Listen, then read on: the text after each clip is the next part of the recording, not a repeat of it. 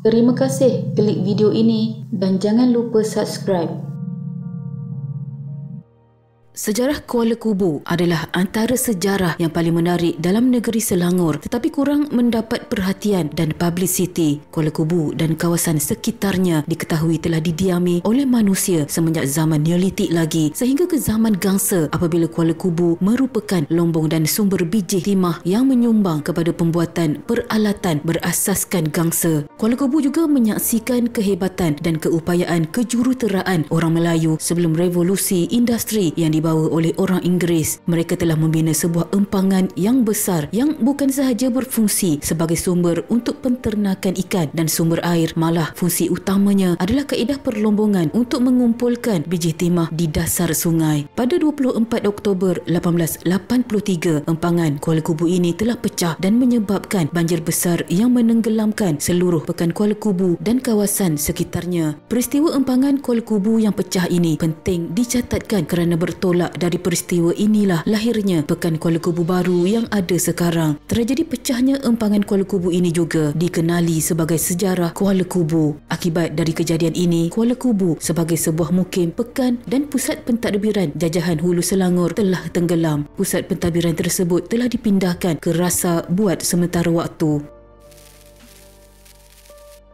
Sejak abad ke-18 lagi, Kuala Kubu yang pada masa itu dikenali dengan nama Ulu Selangor telah menjadi kawasan yang penting oleh kerana aktiviti perlombongan biji timah yang mungkin telah bermula semenjak dari zaman Gangsa lagi. Orang Melayu tempatan, orang Rawa dan Mandailing datang berhijrah ke daerah ini untuk mencari rezeki dengan aktiviti perlombongan secara tradisional. Setelah sekian lama melombong biji timah, orang Melayu mula memikirkan cara paling mudah dan senang untuk mendapatkan logam tersebut. Akhirnya, mereka memutuskan untuk membina empangan yang merentasi Sungai Kubu pada sekitar tahun 1780-an. Dengan bantuan orang asli tempatan, mereka berjaya membina empangan kukuh yang panjangnya ialah 1.6 km dan lebarnya 90 hingga 100 meter dengan hanya menggunakan kayu dan tanah. Apabila empangan penuh, air yang melimpah disalurkan menjadi air terjun yang deras arusnya, maka tanah-tanah yang mengandungi biji tercampak ke dalam arus deras ini. Lumpur dan tanah akan hanyut manakala ketul-ketul biji timah yang berat akan mendap ke dasar sungai untuk digali kemudiannya. Begitulah teknologi orang Melayu pada zaman itu menjadikan biji timah sebagai ekspor utama yang keluar melalui Kuala Selangor. Saudagar-saudagar Bugis menjadi peraih dan pengekspor utama biji timah ini sehingga pada satu masa mendatangkan iri hati pihak Belanda yang pernah membina kubu di Kuala Selangor untuk mengawal biji timah.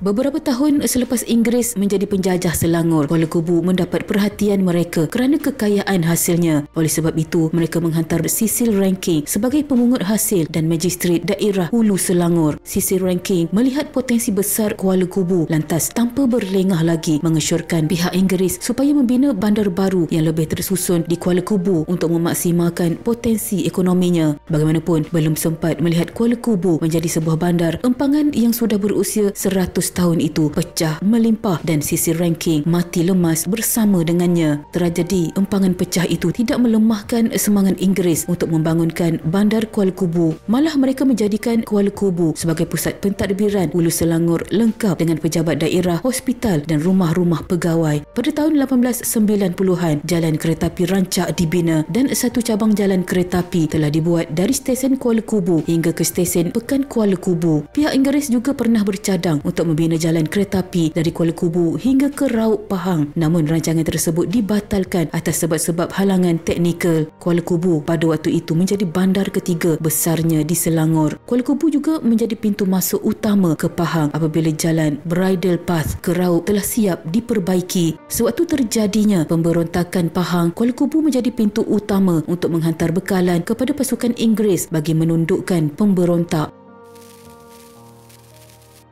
Pada tahun 1896, satu kawasan peranginan untuk pegawai-pegawai serta saudagar telah dibina di atas Bukit Kutu berhampiran dengan bandar Kuala Kubu. Pelabur-pelabur Melayu, Eropah dan China seperti Cik Manap, Sisi Thompson, Toke Lok Yu, Toke Tan Kim Bee banyak menanam modal di daerah ini untuk memulakan aktiviti perlombongan, perjudian, perladangan dan pengangkutan. Misalnya, bas antara Kuala Kubu dan Raub adalah di antara khidmat bas komersial yang paling awal di Tanah Melayu yang diasaskan diasaskan oleh pelabur dari Perancis. Bagaimanapun, aktiviti perlombongan biji timah yang sangat intensif di hulu Sungai Selangor seperti di Sangkar 2 dan Peretak telah membawa padah yang besar bagi bandar Kuala Kubu. Hakisan tanah yang teruk telah berlaku yang mengakibatkan pasir dan lumpur turun hanyut meliputi bandar Kuala Kubu setiap kali banjir besar berlaku. Antara tahun 1900 sehingga 1931 berlaku beberapa banjir besar yang bukan sahaja mengakibatkan kerugian harta benda tetapi menimbuskan sebahagian bandar Kuala Kubu dengan timbunan lumpur dan pasir. Ini diburukkan lagi oleh sikap dan keengganan kerajaan Inggeris untuk mengeluarkan belanja bagi projek pendalaman dan pembesaran sungai untuk mengelakkan banjir besar. Akhirnya, Kuala Kubu tidak lagi selamat untuk diduduki bagi aktiviti ekonomi dan pada tahun 1921,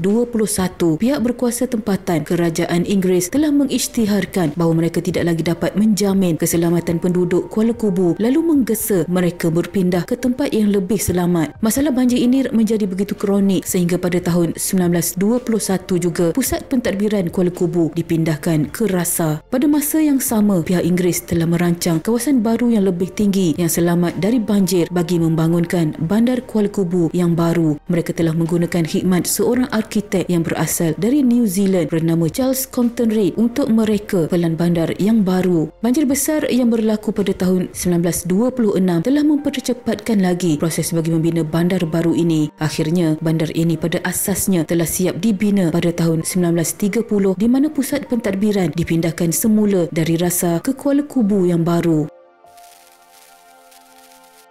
Namun masih ada lagi penduduk Kuala Kubu yang enggan berpindah ke Kuala Kubu baru. Ini kerana mata pencarian dan perniagaan mereka terletak di kawasan lama ini. Akan tetapi pada tahun 1931 berlaku lagi satu banjir besar di mana akibatnya Kuala Kubu lama terus ditinggalkan oleh penduduknya ditelan pasir dan bumi. Maka segala sejarahnya yang gilang gemilang sebagai bandar kolonial Inggeris yang makmur di Selangor telah terkubur di dalam tanah sehinggalah pada awal 1980-an di mana berlaku penempatan dan pembangunan semula kawasan Kuala Kubu lama dan ampang pecah ini. Selepas tahun 1931, Kuala Kubu baru terus menjadi bandar kecil kolonial yang unik berkonsepkan bandar dalam taman seperti yang direka bentuk oleh arkiteknya Charles Reid. Kuala Kubu menjadi tempat aktiviti masyarakat kolonial yang wujud ketika itu. Mereka mengadakan siri perlawanan kriket dan liga bola sepak yang dianggotai oleh Serendah, Rawang dan lain-lain. Kuala Kubu juga menjadi tempat latihan pasukan sukarelawan negeri-negeri Melayu bersekutu. Kuala Kubu baru juga mempunyai landasan kapal terbangnya sendiri di mana pegawai-pegawai British sering diterbangkan dari Kuala Lumpur. Landasan ini juga menjadi cabaran kepada ahli-ahli kelab penerbangan Kuala Lumpur pada masa itu. Usaha-usaha untuk membangunkan semula Kuala Kubu telah dibuat pada tahun 1931 dan Pekan Kuala Kubu baru telah dibuka dan kekal sebagai salah sebuah pusat pentadbiran di Hulu Selangor hingga hari ini menggantikan Kuala Kubu lama yang tinggal dalam kenangan. Begitulah wujudnya nama ampang pecah dan Kuala Kubu baru.